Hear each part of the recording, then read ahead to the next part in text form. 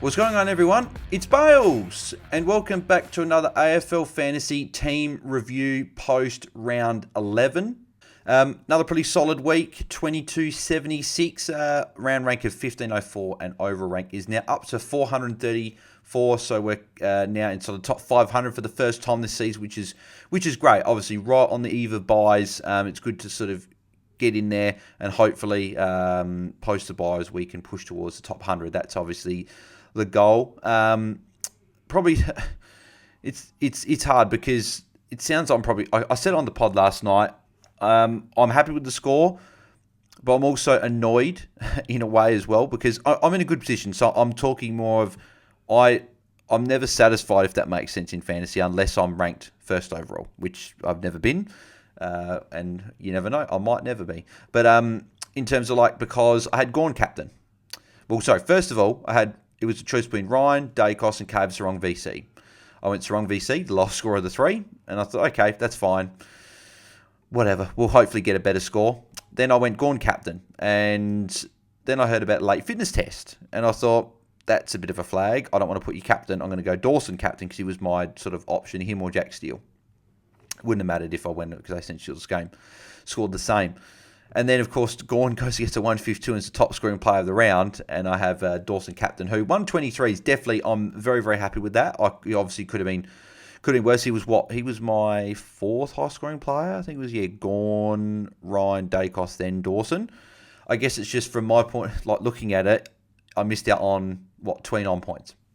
So, and it's not a big deal. It's only 29 points. We can hopefully make that back up moving forward. But obviously, it's 29 points where I could have been potentially top 400 and sort of looking at that. But people might be saying I'm nitpicking, and I shouldn't be because I'm ranked in a good position. But I'm just sort of from my point of view. But anyway, in terms of +3, -3 for the week, I'll give the +3. I've got to give it to Luke Ryan. I made that move, the Sheasel to Ryan move last week.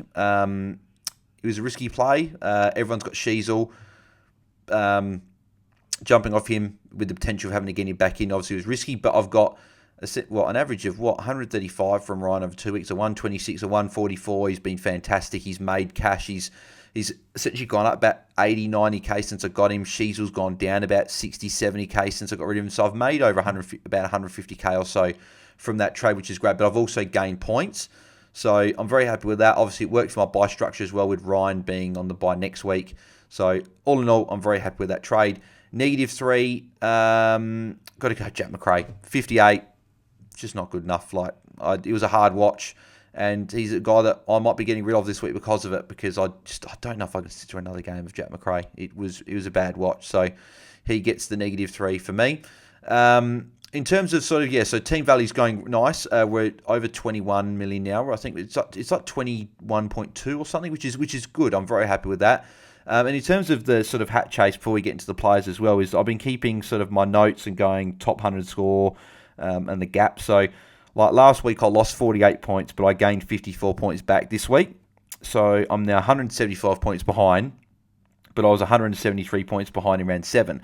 I've been stuck in this weird spot where from literally the whole season, I've been stuck between 173 points and 200 and essentially 230 points behind every week. I've gained a bit, then I'll lose it from a week.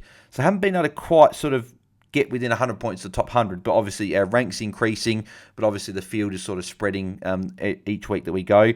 Obviously with that captain sort of not mix up, but I would have been 146 points behind, which would have been the closest I've been all year. But hopefully we can gain that back. But obviously good spot to be in, and hopefully we can press forward. So in terms of players here, Nick Martin, obviously, well, hang on, before we do, I always do this. People probably get annoyed of it, but that's okay.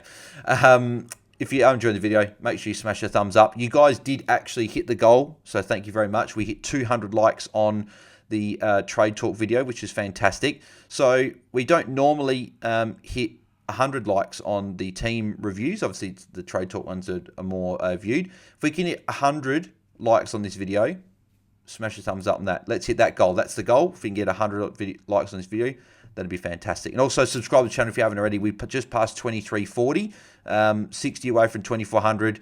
Obviously, the goal is 3K by the end of the season. So if you can subscribe and help us hit that goal, that'd be very much appreciated. But yeah, Nick Martin, 102. Against Richmond, been a little bit probably unders what people had for him. He was captained by a lot of people.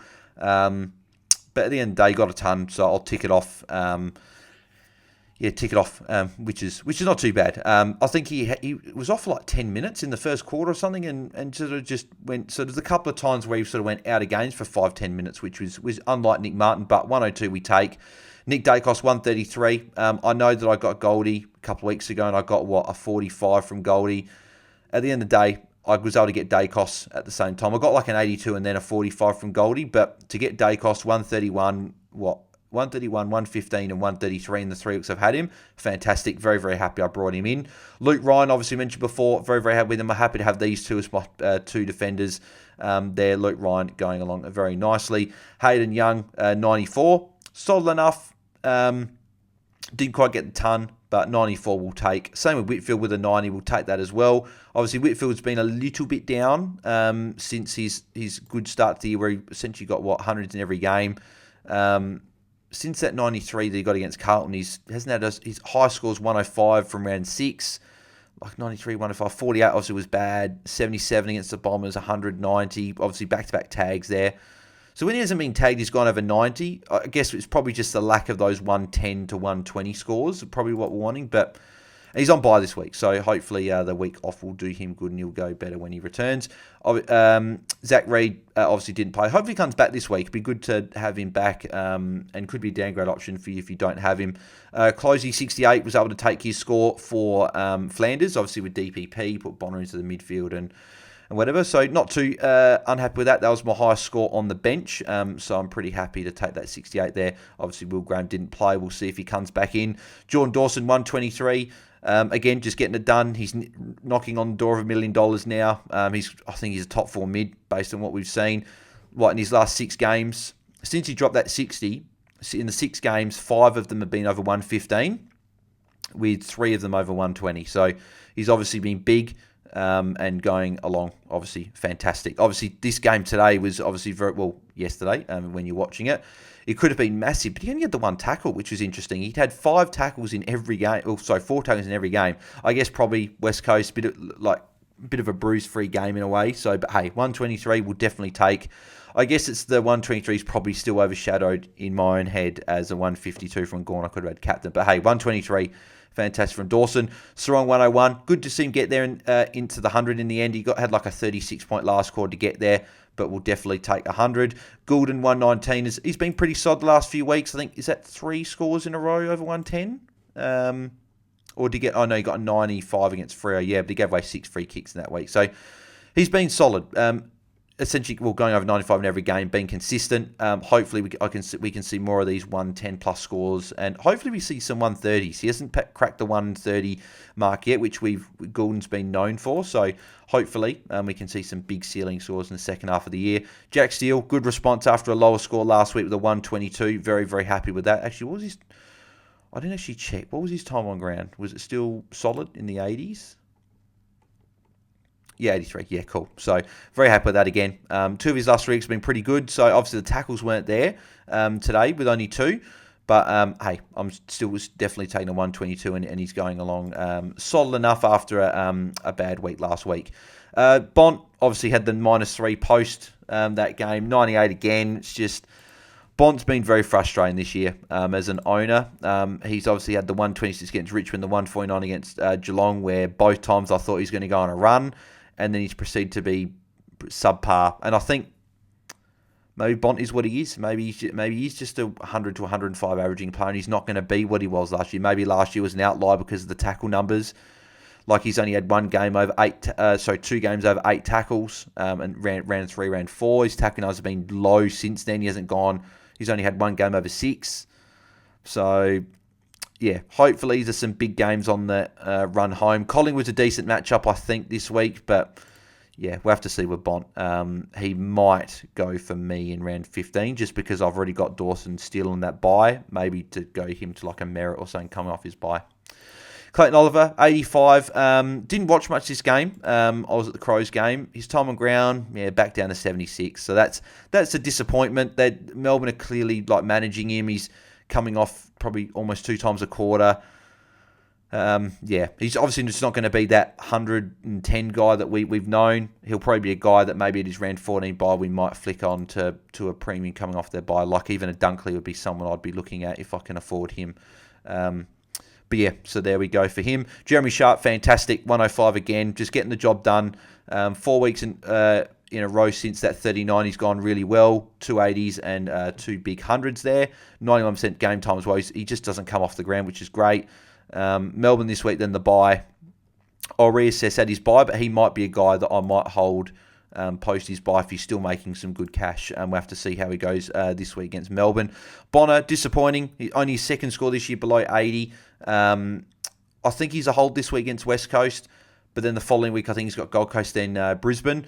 He could be a guy that I look at trading in round 13 when we don't have many players on bye. You're probably trying to fix up your round 14 and 15, and Bonner could be a guy that I just trade at that point. Dempsey, poor score, 43. He's got Richmond this week, so I'll hold him this week. So, and we'll see how he goes, but he'll probably go the following week. Jai Clark, suspended. 61 was solid, made a little bit of coin, but Richmond would have been a great matchup for him. So it's just a shame he's suspended. You never know. I looked at the incident. It didn't look too bad. So maybe they challenge it, but maybe they just accept it and say have a week off maybe. But it sort of was a head clash more than anything. So, but we'll see. He has got a week at the moment. The Blitzars one was worse. Gawn, obviously we talked about. We obviously mentioned briefly before with the captain switch, but 152, top scorer of the year, top scorer of the round as well. So it's great, good to have him. Obviously, as I said, just that little frustration that I didn't VC him. But at the end of the day, at least I've got Gawn and Dawson. That's probably what I've got to look at. Sweep 66, disappointing. He'll go for me probably this week. His break even is in the 40s, is it? 30, 35. Solid could be back this week. Carlton is the matchup. There is a chance I did keep him if I didn't want to grab a premium ruckman, but at this stage he'll be going for me. Barnett obviously didn't play. Flanders obviously was the big issue of the week. Everyone had him. 100% of the top 1,000 had him, so everyone was affected by it. I was already looping Richards on for Reed, so I benched Reed and was looping him on, putting Garcia here. But then when I saw Flanders was out, obviously taking Richards' score, but then had to loop between Dempsey and Closey, and so I got Closey 68. So not too bad. Some people did get caught out with like either a donut or a really bad score, so I'll take the 68. Heaney, 100. Yep, that's fine. Ticked over the 100 again. Pretty happy with that. McRae, obviously mentioned before, tough watch with a 58. He might go for me this week.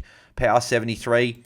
Just been very underwhelming the last, month or so. He got an 85 last week, but 73 this week, 77, 71, 34. He's just been a 70s guy. So there is a chance I did trade him if it worked for my buys, and maybe I held a McRae. I don't know. That's the probably decision for me.